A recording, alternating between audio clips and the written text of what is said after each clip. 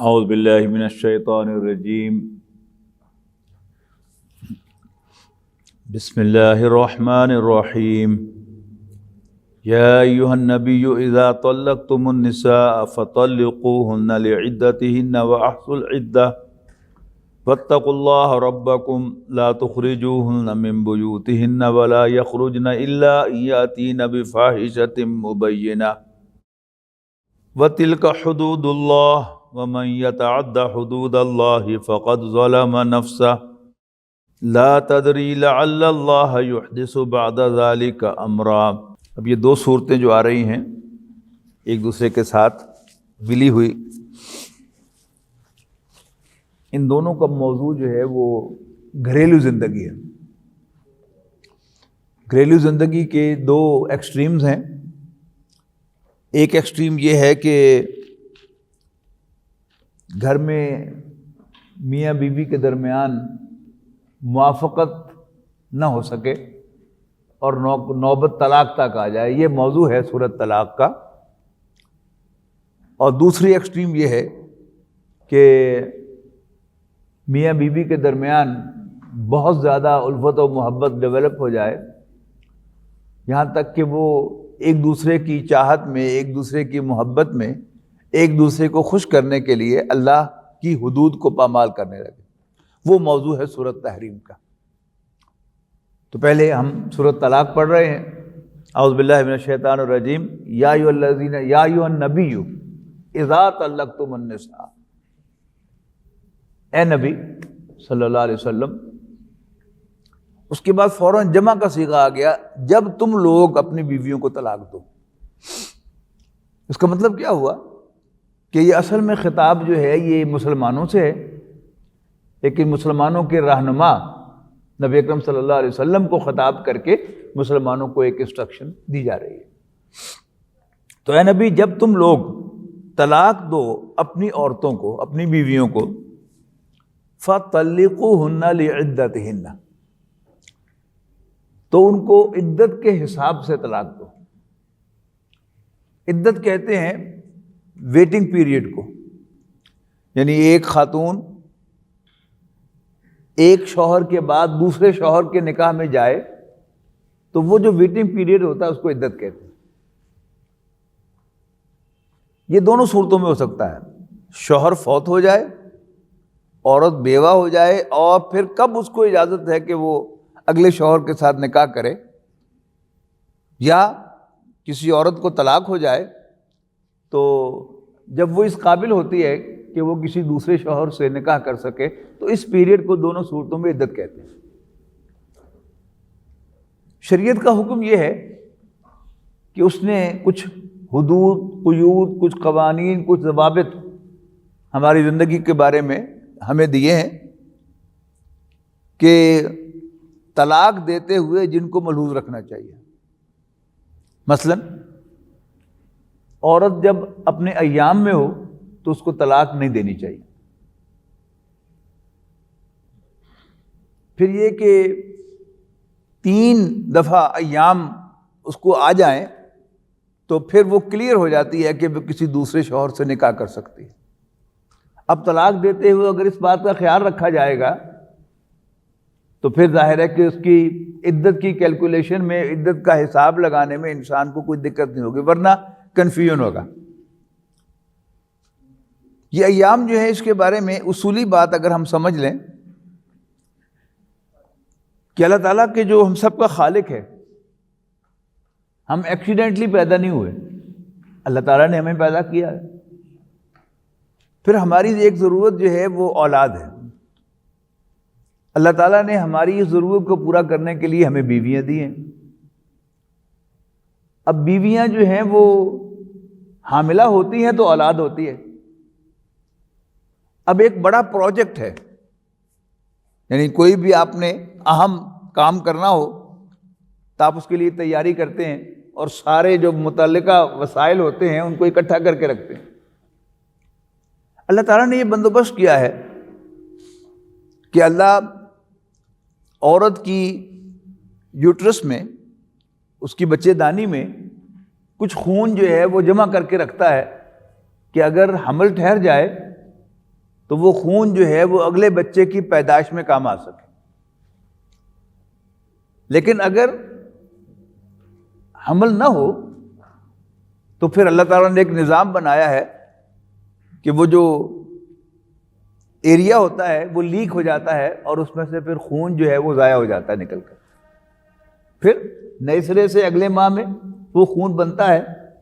تو یہ وہ نظام ہے، کیونکہ یہ اس کا جو ماہواری کا جو پیریڈز کا نظام ہے یہ حمل سے متعلق ہے، اور اسی سے اس کا عدت کا سارا معاملہ جو ہے ہوتا ہے.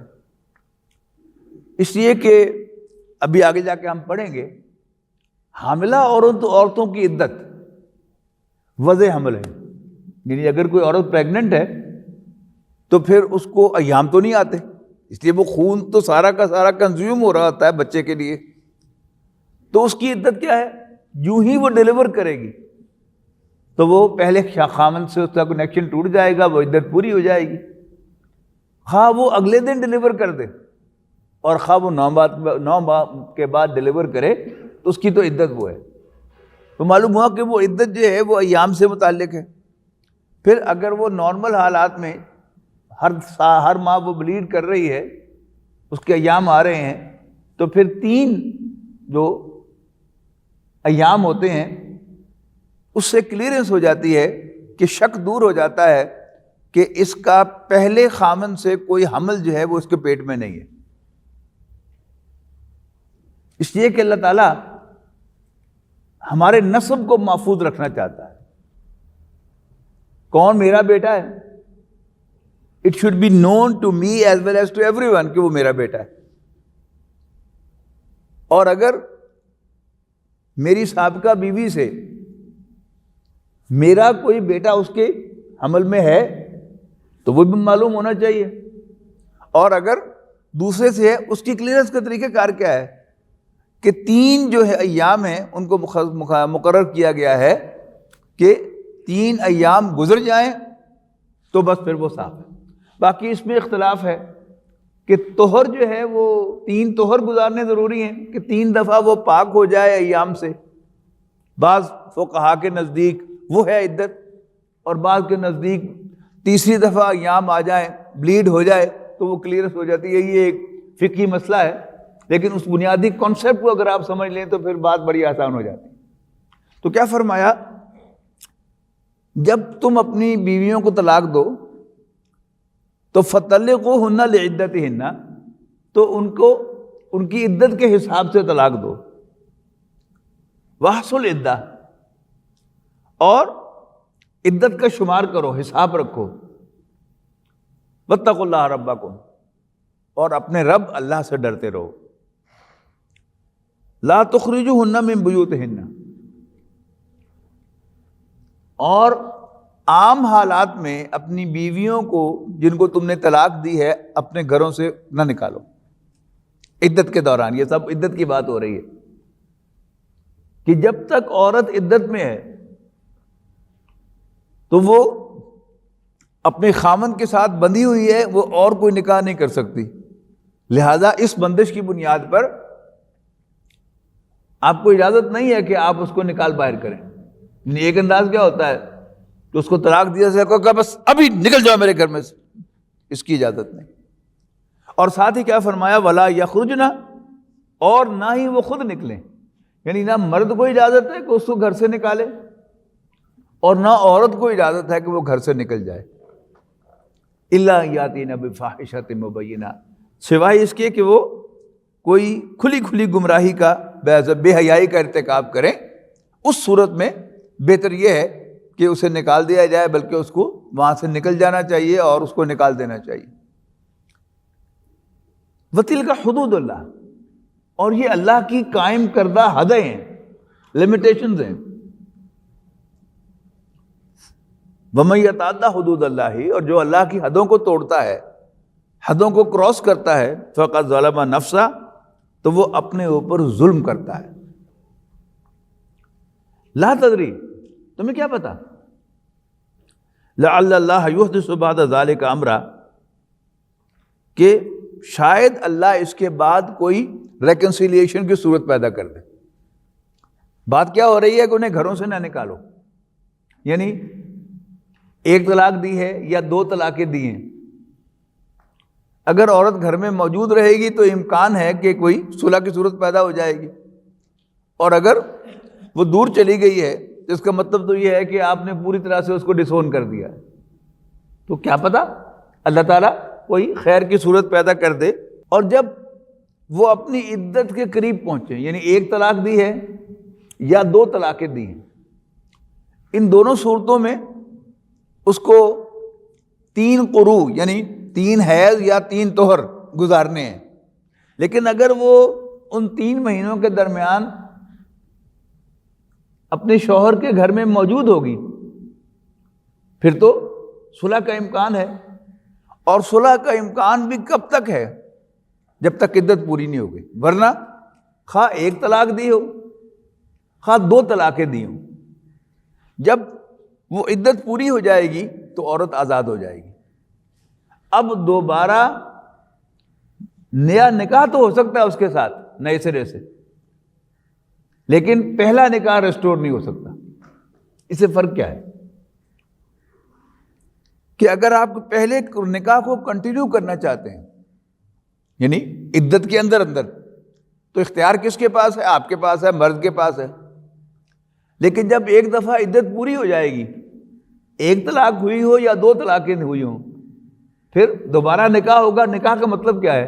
اب عورت کے پاس بھی اختیار ہوگا کہ وہ نئے سرے سے اپنا اختیار استعمال کرے گی کہ اس نے نئے سرے سے آپ کے نکاح میں آنا ہے کہ نہیں آنا۔ ایک دفعہ اللہ نے اس کو آزادی دے دی ہے، لیکن اب اس کے پاس اختیار ہے، کہتے کہ بھائی نہیں، الحمدللہ میری جان چھوٹ گئی، اب میں دوبارہ تم سے نکاح نہیں کرتی۔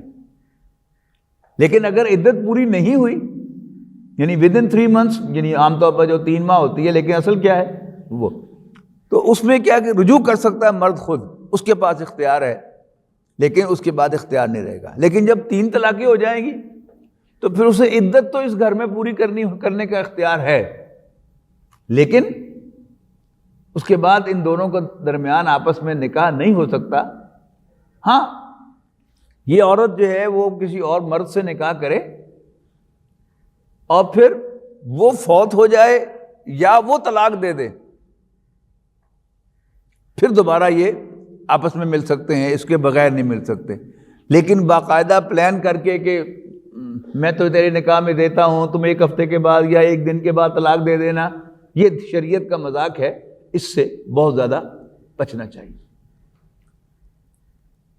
اور اس میں دونوں طرف سے، یعنی ایک تو مرد کو یہ اختیار نہیں ہے کہ وہ باقاعدہ اس عورت کو کسی اور کے نکاح میں دے اور پھر واپس لے، اور عورت کو بھی سوچنا چاہیے کہ ایسے مرد کے پاس کہ جو کھڑے کھڑے اس کو 3 طلاقیں دے کے فارغ کر دے، وہ اللہ تعالیٰ نے اس کو آزاد کر دیا ہے، تو پھر کیوں دوبارہ وہ ہے اس کی قید میں آنا چاہتی ہے؟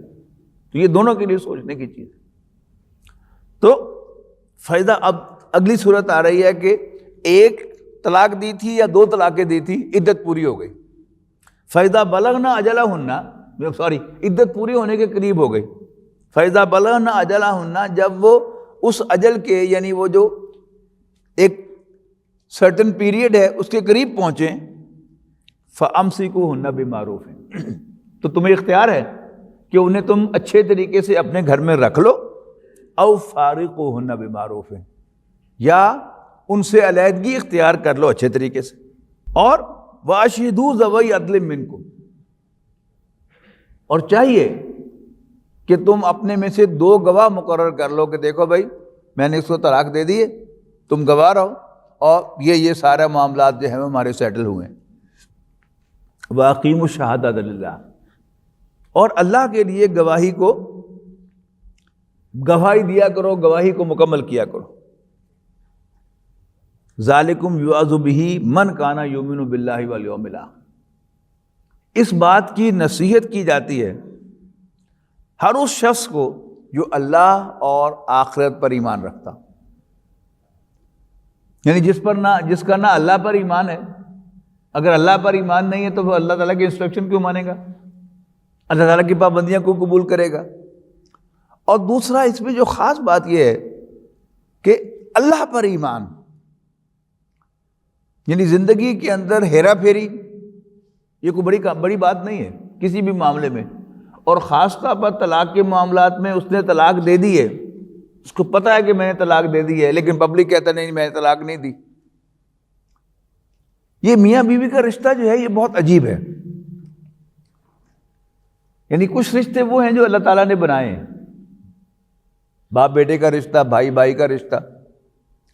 اب کوئی زبان سے یا لکھ کر 100 دفعہ اس کو توڑے، یعنی باپ اپنے بیٹے کو آگ کر دے، بھائی بھائی سے کہے نکل جاؤ میرے گھر میں سے، تمہارا مجھ سے کوئی تعلق نہیں ہے، لیکن وہ بیٹا اس کا بیٹا رہے گا اور اس کا بھائی رہے گا۔ کیوں؟ یہ رشتے اللہ نے بنائے تھے، انسان نے بنائے ہی نہیں تھے، لہذا انسان ان کو توڑ بھی نہیں سکتا۔ اس کے مقابلے میں میاں بیوی کا رشتہ جو ہے یہ انسان خود بناتا ہے۔ جب 2 گواہوں کی موجودگی میں ایک عورت نے کہا کہ میری شادی فلاں بن فلاں سے کرا دو، اور پھر 2 گواہوں کی موجودگی سے میں مرد نے تسلیم کر لیا کہ میں نے قبول کیا، گواہ ہو گئے نا 2، ابھی کہہ رہے ہیں کہ 2 گواہ جو ہے مقرر کیا کرو، تو یہ رشتہ بن گیا۔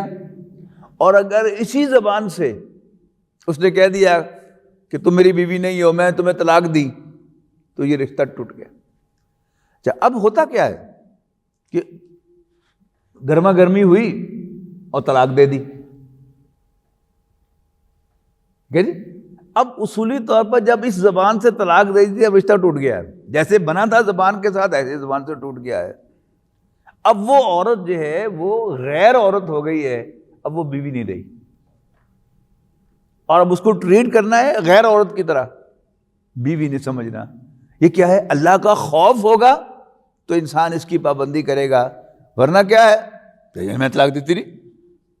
ایسی کئی آپ کو آئے دن جو ہے وہ کیسز ملتے ہیں کہ پھر کبھی اس مولوی کے پاس جا رہے ہیں، کبھی اس فتوے وہاں سے فتویٰ لے رہے ہیں، کبھی وہاں سے فتویٰ لے رہے ہیں۔ یہ سارا کا سارا جھگڑا کیوں ہے؟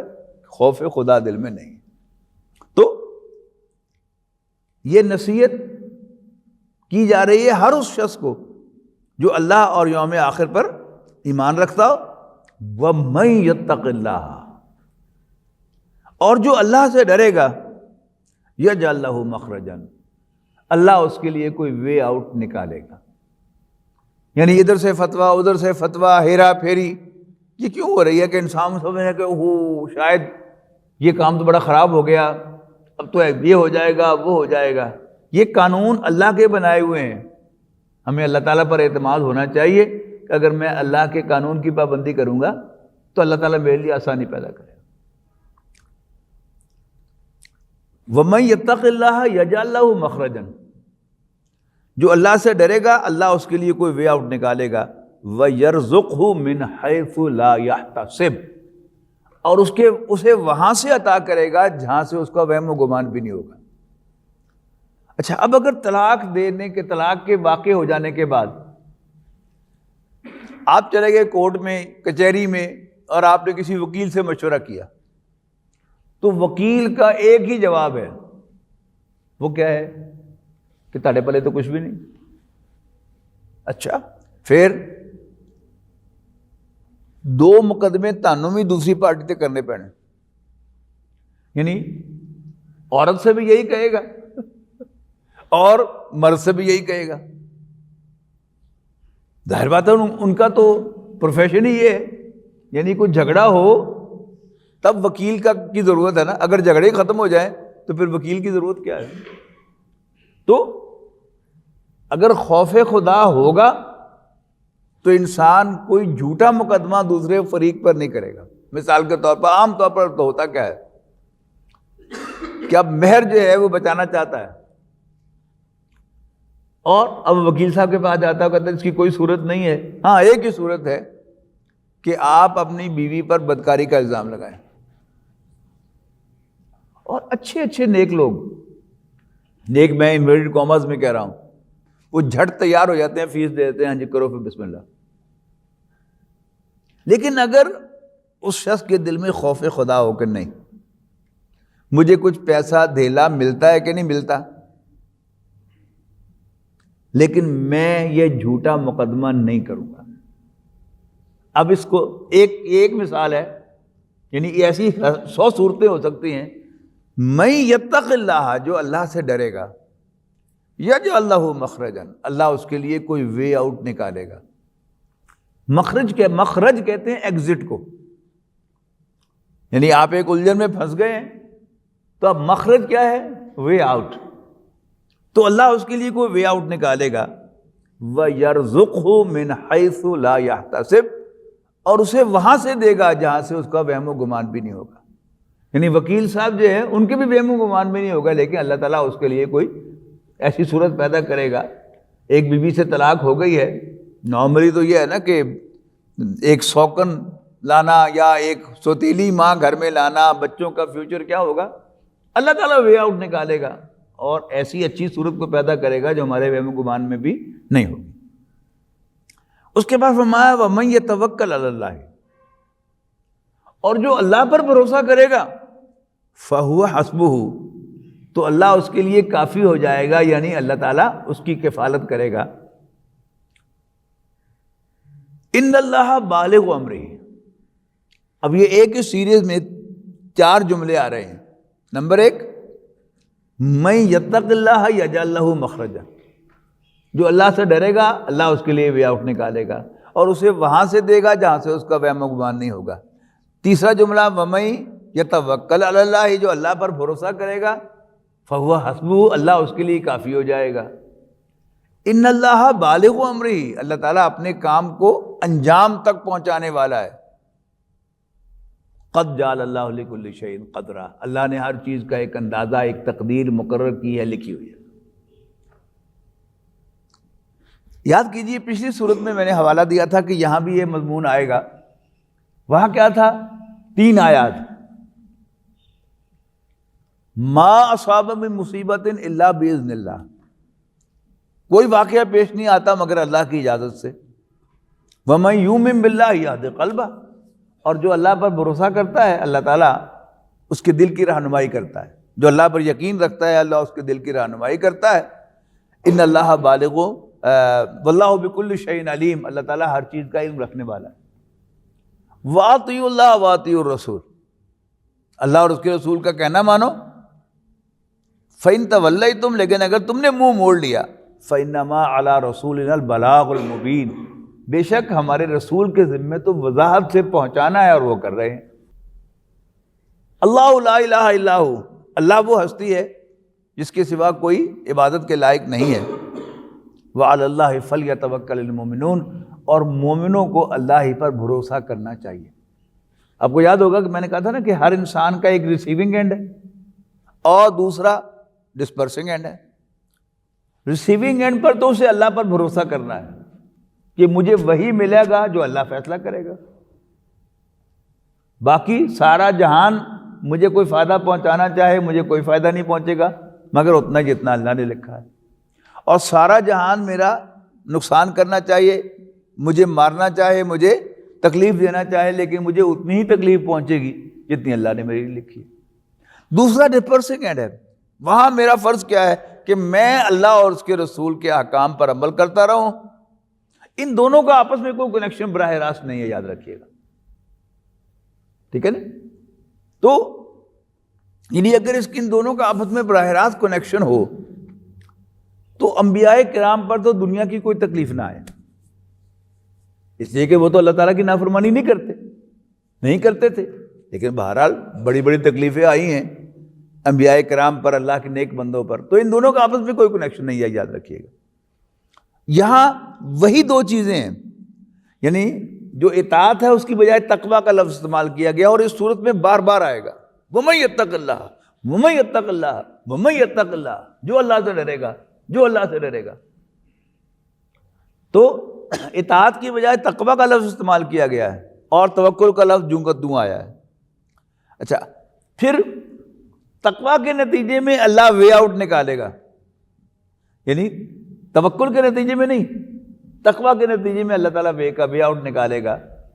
اور پھر دنیا میں آپ ایک دوسرے کی مدد کرتے ہیں، ہم کام آتے ہیں ایک دوسرے کے، آنا بھی چاہیے، لیکن میں کتنا بھی سنسیئر ہوں آپ کے ساتھ، آپ کی ہیلپ کرنا چاہوں، ممکن ہے میں آپ کے کسی کام نہ آ سکوں، ہے نا امکان اس بات کا؟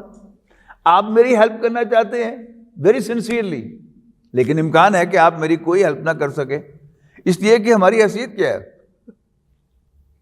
ہونا تو وہی ہے جو اللہ نے چاہنا ہے۔ لیکن ان اللہ بالغ امرہ، اللہ تعالیٰ اپنے کام کو توڑ چڑھانے والا، پنجابی کا اگر لفظ استعمال کروں تو زیادہ سمجھ میں آئے گا، اللہ اپنے کام کو توڑ چڑھانے والا، یعنی اللہ تعالیٰ اپنے کام کو انجام تک پہنچانے والا ہے۔ میں آپ سارا جہان وہ اختیار نہیں رکھتا، اللہ تعالیٰ اختیار رکھتا ہے۔ پھر یہ کہ عام طور پر طلاق جو ہے یہ غصے میں انسان دیتا ہے، یا ایک زندگی کا ایک بڑا فیصلہ ہوتا ہے، کر بیٹھنے کے بعد پھر اس کو خیال آتا کہ ہو غلطی ہو گئی۔ اچھا، اب اگر یہ پکچر اس کے ذہن میں واضح نہیں ہے تو پھر وہ کیا کرے گا؟ ہو کاش مجھے غصہ آتا ہی نہ، کاش آج وہ بد زبانی نہ کرتی، کاش کہ ایسا نہ ہوتا۔ یہ سارے کاش کاش جو ہے وہ کیوں ہو رہے ہیں؟ انسان یہ بھول گیا ہے کہ اس دنیا میں جو کچھ بھی ہو رہا ہے وہ سب کچھ اللہ کے ہاں لکھا ہوا ہے۔ جو بھی کام ہو گیا، یعنی ایک ہے اس کا حساب دینا جو میں نے اللہ کو دینا ہے، وہ کس کا ہے؟ وہ ڈسپرسنگ اینڈ کا میں نے حساب دینا ہے، لیکن جو ریسیونگ اینڈ پر جو مجھے جو کچھ ملنا ہے یا جو کچھ ہو جانا ہے وہ تو اللہ کے ہاں لکھا ہوا ہے، لہذا انسان کو پھر کوئی ریگریٹ نہیں ہوگا، ٹھیک ہے؟ یعنی کوئی اللہ کی نافرمانی کی ہے، اس پر اللہ سے معافی مانگے گا وہ کہ اللہ مجھے معاف کر دے، لیکن یہ کیوں ایسا نہ کرتا تو ایسا نہ ہوتا۔ نبی اکرم صلی اللہ علیہ وسلم کا فرمان ہے اِنَّ کلمۃ لاؤ تفتح عمل الشیطان، او کما قال، کہ یہ جو کاش کا لفظ ہے یہ شیطان کے دروازے کھولتا ہے۔ ایک مسلمان کی جو ویکیبلری ہے اس میں کاش نہیں ہونا چاہیے۔ کاش کا مطلب کیا ہے؟ کہ اگر یوں ہوتا تو یہ نہ ہوتا، نہیں، جو بھی کام ہو گیا تو ہمارے علم میں آ جانا چاہیے کہ ہاں یہ ایسے ہی لکھا ہوا تھا اور ایسے ہی ہونا تھا۔ تو پھر پڑھیے گئے الفاظ کو کہ جو اللہ سے ڈرے گا اللہ اس کے لیے کوئی وے آؤٹ نکالے گا اور اسے وہاں سے دے گا جہاں سے اس کا وہم و گمان بھی نہ ہو، اور جو اللہ پر بھروسہ کرے گا اللہ خود اس کے لیے کافی ہو جائے گا اور یعنی اس کے معاملات کو سنبھال لے گا۔ ان اللہ بالغ امرہ، اللہ تعالیٰ اپنے کام کو انجام تک پہنچانے والا ہے۔ قد جعل اللہ لکل شیء قدرا، اور اللہ نے ہر چیز کی ایک تقدیر، ایک اندازہ مقرر کر رکھا ہے۔ واللائے یئسن من المحیض من نسائکم، اور تمہاری وہ عورتیں جو حیض سے، ایام سے مایوس ہو چکی ہوں، یعنی مینوپاز پر پہنچی عورتیں۔ مینوپاز کہتے ہیں نا کہ جب عورتوں کے یہ ایام آنے بند ہو جاتے ہیں، یعنی 45 ایئرز پلس مائنس جو ہے وہ 5 اوپر بھی ہو سکتے ہیں نیچے بھی ہو سکتے ہیں، ان کو مینوپاز کہتے ہیں۔ تو اس کے لیے الفاظ کیا ہوئے؟ وہ عورتیں کہ جو حیض سے مایوس ہو چکی ہیں، جن کے اب وہ ایام نہیں آتے ریگولرلی۔ واللائے یئسن من المحیض من نسائکم ان ارتبتم، اور اگر تمہیں شک پڑ جائے، یعنی تم کیلکولیشن میں کنفیوز ہو جاؤ، فعدتہن ثلاثۃ اشہر، تو ان کی عدت 3 ماہ ہے۔ لیکن یہ 3 ماہ کون سے ہیں؟ یہ جنوری فروری نہیں ہے، یہ محرم صفر، یہ جو چاند کے مہینے ہیں وہ ہوں گے، یعنی چاند کی جس تاریخ کو طلاق دی ہے اس سے چاند کے 3 مہینے کاؤنٹ ہوں گے، یعنی جب تیسرے مہینے کی وہ تاریخ آئے گی تو وہ عدت پوری ہو جائے گی، خواہ انگریزی مہینے کے مطابق وہ کم ہو یا زیادہ ہو۔ موسٹلی انگریزی مہینے سے وہ زیادہ ہوتی ہے، لیکن چاند کے جو مہینے ہیں ان کے اعتبار سے وہ کم ہوتی ہے۔ یعنی زیادہ ہونے کا امکان صرف ہے کہ بیچ میں فروری آ جائے 28 دنوں والا، تو اس سے پھر وہ کم ہو سکتے ہیں، زیادہ ہو سکتے ہیں، لیکن عام طور پر کیا ہے کہ جو انگریزی مہینہ ہے وہ 30 یا 31 کا ہوتا ہے، جبکہ چاند کا مہینہ جو ہے 29 یا 30 کا ہوتا ہے۔ تو ڈیفینیٹلی چاند والی جو فگر ہوتی ہے وہ کم ہوتی ہے اور انگریزی مہینوں والی جو ہے وہ زیادہ ہوتی ہے۔ تو بہرحال اس کا یہاں کر حل کر دیا مسئلہ کہ وہ عورتیں جو حیض سے مایوس ہو چکی ہوں تو ان کی عدت 3 ماہ ہے، یعنی چاند کے 3 ماہ۔ واللہ لم یحضن، اور یہی معاملہ ان عورتوں کا ہوگا جن کے ایام ابھی شروع ہی نہ ہوئے ہوں۔ ایسا بھی ہو سکتا ہے کہ بیماری کی وجہ سے، یعنی نارملی ایک ایج ہے کہ جس پر ایام شروع ہو جاتے ہیں، یعنی ہمارے ملک کے قانون کے مطابق 18 سال کا لڑکا یا لڑکی جوان ہوتی ہے، لیکن بالفعل تو ایام آنا جو ہے وہ کافی جلدی شروع ہو جاتے ہیں۔ 15 سال کے قریب جو ہے وہ ایک عورت کی عمر ہے، اور اب تو بلکہ جو ہماری خوراک کا معاملہ ان کے اعتبار سے تو اب اور ارلی ہو گیا ہے یہ معاملہ، لڑکوں کا بھی لڑکیوں کا بھی۔ تو یا وہ عورتیں کہ جن کے حیض آنا ابھی شروع نہ ہوئے ہوں، ان کی بھی مدت 3 ماہ ہوگی۔ وَأُولَاتُ الْأَحْمَالِ، رہی حمل والیاں، اجلہن ان یضعن حملہن، تو ان کا اجل، ان کا وقت مقرر، ان کی عدت وضع حمل ہے، ڈلیوری ہے، کہ جو ہی وہ ڈلیور کریں گی تو ان کی وہ عدت جو ہے وہ پوری ہو جائے گی۔ جیسا کہ میں نے آپ کو شروع میں سمجھایا نا کہ اس کا اصل تعلق جو ہے وہ اس کے ساتھ ہے کہ اگر اس کے اندر کوئی نطفہ ہو مرد کا، تو ظاہر ہے ڈلیوری ہو گئی تو وہ ختم ہو گیا۔ اب وہ ڈلیوری جو ہے وہ 1 ماہ کے بعد ہو جاتی ہے، ہفتے کے بعد ہو جاتی ہے، یا 9 ماہ کے بعد ہوتی ہے، ہر صورت میں اگر وہ پتہ چل جائے کہ وہ پریگننٹ ہے تو پھر اس کی عدت جو ہے وہ ڈلیوری ہے۔ Very simple.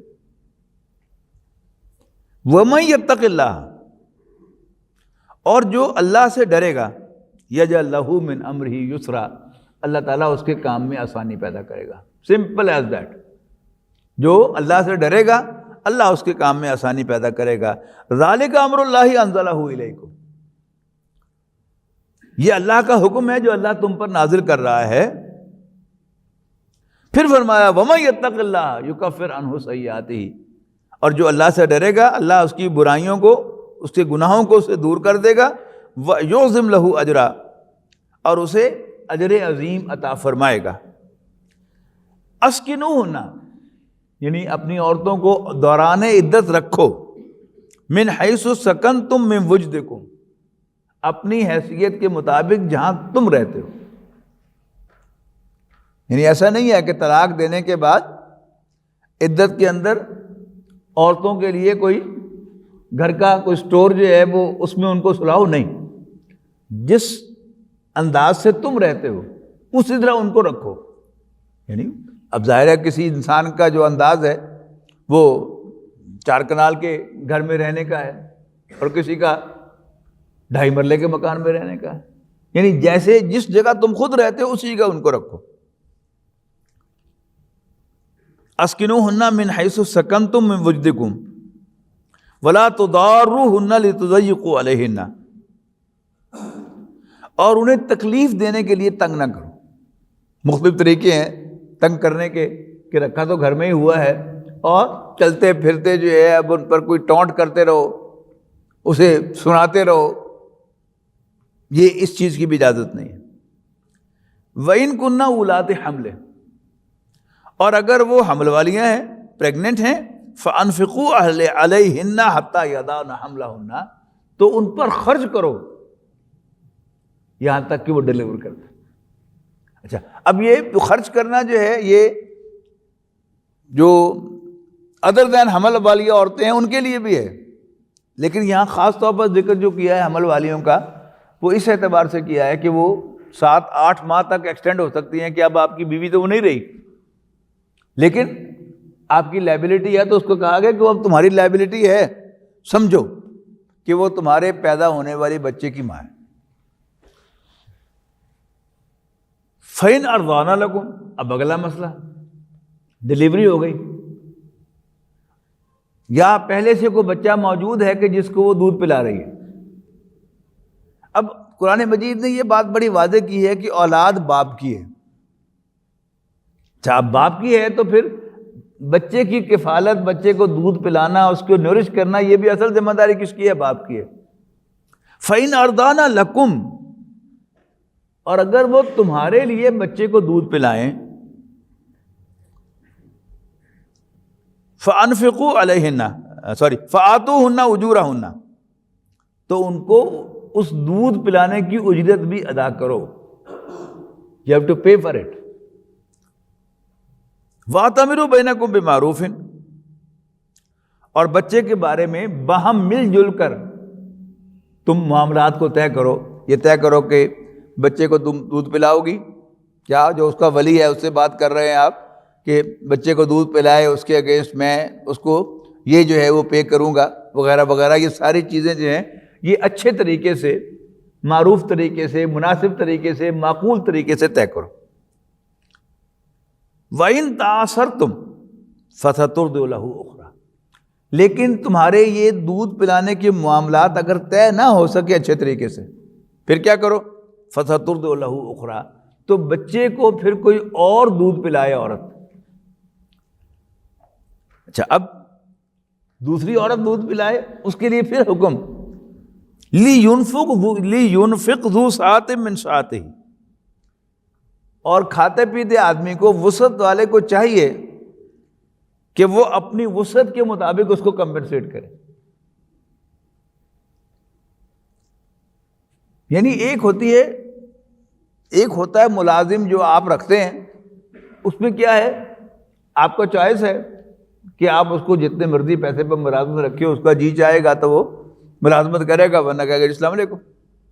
لیکن یہاں کیا ہے، وہ آپ کے بچے کو دودھ پلا رہی ہے، تو پابند کیا جا رہا ہے کہ اپنی وسعت کے مطابق جو اس کو کمپنسیٹ کرو. اگر تم ویل ٹو ڈو ہو تو اس کو ذرا اچھے طریقے سے کمپنسیٹ کرو، اگر تم تنگ دست ہو تو پھر کوئی معاملہ نہیں کہ تم اپنی تنگ دستی کے حساب سے اس کو کمپنسیٹ کرو. بڑا واضح الفاظ ہے یہاں پر. لِيُنْفِقْ ذُو سَعَةٍ مِّن سَعَتِهِ، اور چاہیے کہ وسعت والا اپنی وسعت کے مطابق اس کو کمپنسیٹ کرے. وَمَنْ قُدِرَ عَلَيْهِ رِزْقُهُ، اور جس پر رزق تنگ کیا گیا ہو، یعنی جو تنگ دست ہو، فَلْيُنْفِقْ مِمَّا آتَاهُ اللَّهُ، تو وہ اس پر خرچ کرے، یعنی اسے کمپنسیٹ کرے اس میں سے جو بھی اللہ نے اس کو عطا کیا ہے. لَا يُكَلِّفُ اللَّهُ نَفْسًا إِلَّا مَا آتَاهَا، اللہ تعالیٰ کسی بھی شخص کو اکاؤنٹیبل نہیں ٹھہراتا مگر اسی کے مطابق جو اللہ نے اس کو دیا ہے. یعنی سمپل ایز دیٹ، اللہ کسی کو 100 روپیہ دے کر اس سے 110 کا حساب نہیں لے گا. اگر 100 دیے ہیں تو 100 کا ہی حساب لے گا، اور اگر 110 دیے ہیں تو 110 کا حساب لے گا. سَيَجْعَلُ اللَّهُ بَعْدَ عُسْرٍ يُسْرًا، اللہ ان قریب تنگی کے بعد وسعت پیدا کرے گا. یعنی ایک دفعہ جب طلاق ہوتی ہے تو سارے معاملات جو ہیں وہ بالکل سسپینڈ ہو جاتے ہیں، اور کچھ بھی گاڑی چلتی ہوئی نظر نہیں آتی زندگی. لیکن وقت کے ساتھ ساتھ پھر سارے معاملات گریجولی سیدھا ہونے شروع ہو جاتے ہیں. تو سَيَجْعَلُ اللَّهُ بَعْدَ عُسْرٍ يُسْرًا، اللہ تعالیٰ ان قریب تنگی کے بعد آسانی بھی لائے گا، آسانی پیدا کرے گا. بارک اللہ لی و لکم فی القرآن العظیم ونفعنی و ایاکم بالآیات و ذکر الحکیم.